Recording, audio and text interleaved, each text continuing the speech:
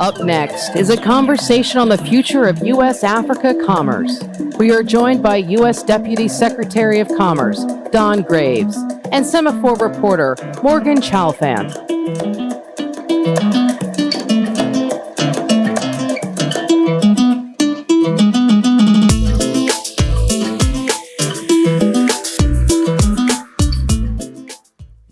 Thank you so much, Deputy Secretary Graves, for being here with us. Deputy Secretary of the Commerce Department. You've been there since almost the start of the Biden-Harris administration.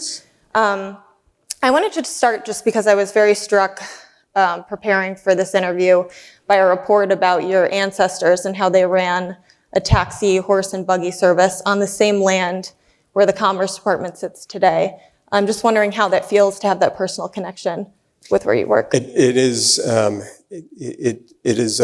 something that I think about every single day when I walk into the building, that my ancestors operated a small business on that very same site of the Commerce Department. The thing that people don't realize is back in the 1800s, buying a piece of land, particularly if you were African American, and even more particularly if you were former slaves, it was not easy to come by. And so they started their business, were looking for land, and the only land that they could buy, it was the cheapest land at the time, happened to be at the site of what is the Commerce Department. It's a vast difference from today, but it's a reminder, particularly this week with the Africa Leaders Summit, that my ancestors, former slaves who came from, their ancestors came from West Africa, are now, I'm connected directly to the opportunity that the United States presents with Africa. And so I feel a deep connection to both the work that we do and also to the continent. And you wrote an op-ed with Representative Gregory Meeks, who's the chair of the House Foreign Affairs Committee recently, calling for the U.S. to significantly increase its work investing in climate-friendly infrastructure in Africa. I'm wondering if you can talk a little bit about how you're doing that and kind of what the challenges are in accomplishing that. It is a great question, but I think as the chairman and I stated in the op-ed, Africa is the indispensable partner to the United States in a number of different areas. But you look at the future of the globe with the growing population in Africa, the very young population in Africa, and the economic growth that we're already seeing, it would be basically stupid on the part of the United States not to want to engage. And in very specific ways, we have real opportunities in partnership on the biggest challenges facing the globe, whether it's the climate crisis, whether it's food insecurity, opportunities in developing new technologies, new innovations. Our partnership with Africa is going to be, I think, a driving factor in long-term economic success for the United States, for Africa, and for the rest of the world. It's why we're so focused on, and the chairman and I talked about this, we're so focused on infrastructure investment, but not just general infrastructure investment that really can change the continent, but doing it in partnership. So investment in the digital infrastructure, in the health economy, building more opportunities for clean energy, clean power. Those are the types of commitments that I think we'd like to see made between the U.S. and Africa. And I think that what we've already seen over the last 5 to 10 years is there's huge opportunity for the U.S. private sector, but it's incumbent upon the federal government to find ways to make sure that we're making that pathway easier for U.S. companies and creating the types of partnerships that allow for a business enabling environment that will work for U.S. companies. Now, China is the largest investor in Africa, outpacing the U.S. I'm wondering why that is, and can the U.S. reverse that trend? It's definitely true, though I think you look at the type of investment, it's not necessarily the type of investment that U.S. companies and U.S. investors have really wanted to engage in. I also think that we missed an opportunity. For a number of years, we took our eye off the ball, so to speak, and U.S. investors and companies are having to play catch up. But I do think that the type of partnership that the United States can provide is something that in all of my bilateral conversations with African heads of states and ministers, the U.S. is the partner of choice when it comes to business. African countries and companies want to partner with the U.S. They want U.S. investment because our investment is bringing high capacity. We're bringing the best technologies and innovations, the highest standards. So this is both standards in terms of the way that we operate, but also the environmental standards, labor practices. We're also, we provide knowledge transfer, and this is critically important. The U.S. helps to build capacity in our partner countries as opposed to exploiting those countries. We know that we're also going to build the workforce capacity, the educational standards in our partner countries, as opposed to bringing in tens of thousands of our own workers to do the work in Africa. So we are the partner of choice, and it's just a matter of us to make sure that we're building that business enabling environment, that we're creating mechanisms and bringing the government financing and other resources that allow for those partnerships to happen. What do you think is the biggest challenge you face in trying to do that? It's helping to educate, helping to share the vast number of opportunities that there are.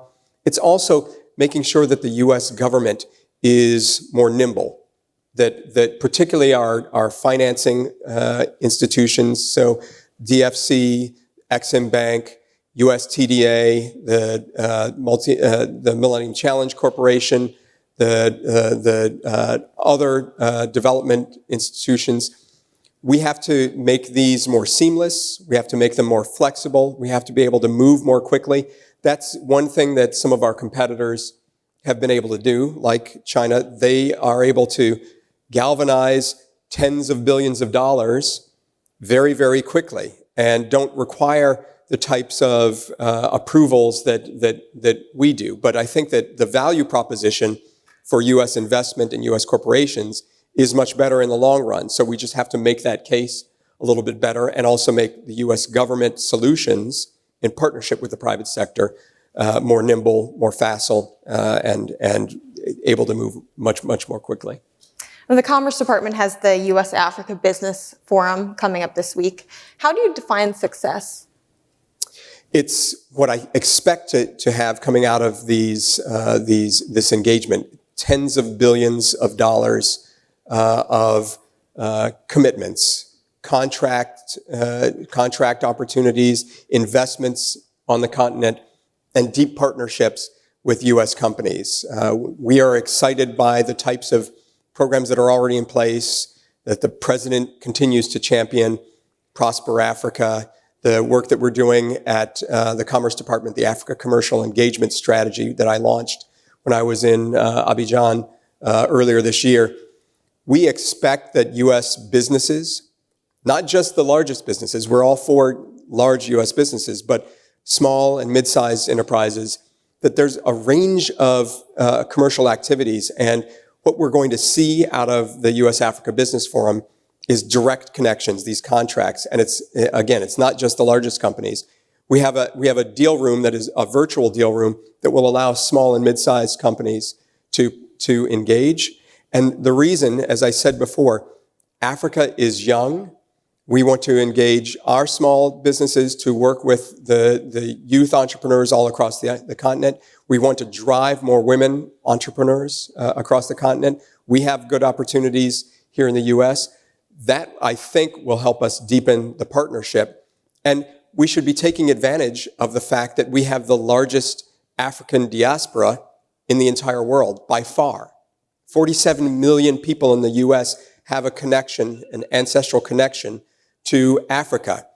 Why we have not taken advantage of that in the way that we should is beyond me, but we're going to change that, and that's something that the president is very committed to. You mentioned women and women-owned businesses and diaspora-owned businesses. I know is part of your work and part of your focus. Can you give us a little more of a specific sense and kind of how you're trying to specifically reach out to those businesses?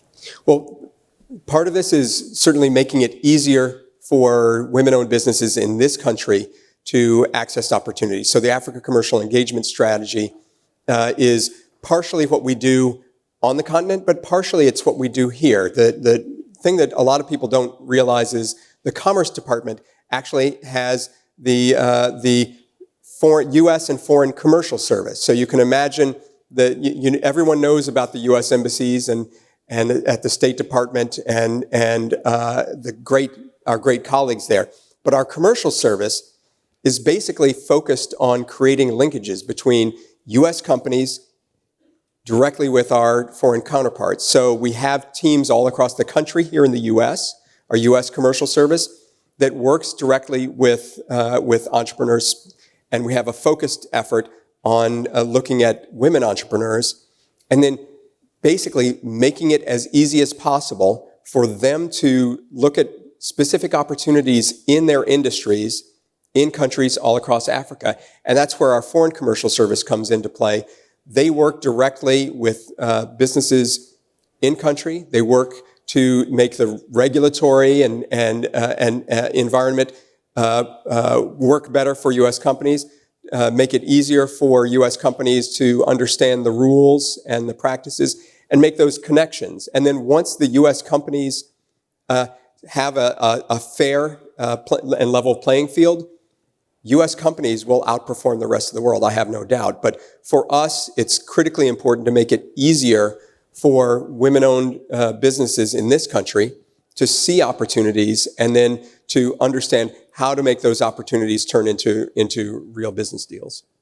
You know, when it comes to commercial attachés in Africa, have you thought about increasing the number of these on the continent to boost U.S. commitment to business development there? That is one of the top priorities for us, is finding ways to increase the number of folks in our foreign commercial teams, and also at the State Department, as well as with our sister agencies at Development Finance Corporation, Exim Bank, TDA, et cetera, because those are the folks who are actually engaging in the relationship building.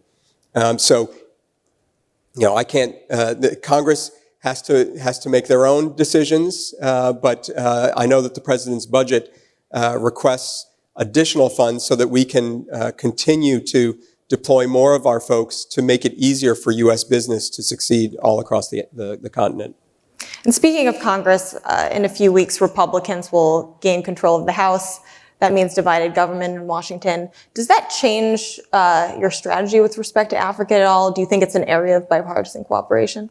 I think that we are going to continue to make the pitch that Africa is a continent that is ripe with opportunities, that the opportunity is now, that if we wait to make connections, make investments, we will miss out on other countries as you noted, are already very heavily invested. And I think that Congress gets that. This has been an area of bipartisan support. We've had a number of agreements approved by Congress focused on the continent. I think we're going to continue to do that. And you know, we've had very good conversations with both parties in both houses of Congress on this issue. So I expect that we'll be able to keep up the momentum. We only have a bit of time left, but I did want to ask you just quickly, because I know you traveled to Africa over the summer. I'm just wondering what the most interesting or surprising thing that you learned on your travels there were. It was the receptivity to the United States. I think that a lot of people get the sense that Africa has moved on from the U.S., that it's looking to other parts of the world for engagement, but there is a deep connection. There are shared values with the United States. There's the same thing that drives sort of the American spirit, the American dream, this opportunity to, if you just push hard you get a little bit of support, you can be successful, you can grow a business. I think that same level, that same type of spirit exists all across the continent. We just have to find ways that we can create more opportunity, more momentum for U.S. and African businesses to work together. Thank you so much. Thank you, Deputy Secretary Graves, and please give him a round of applause, please. Thank you.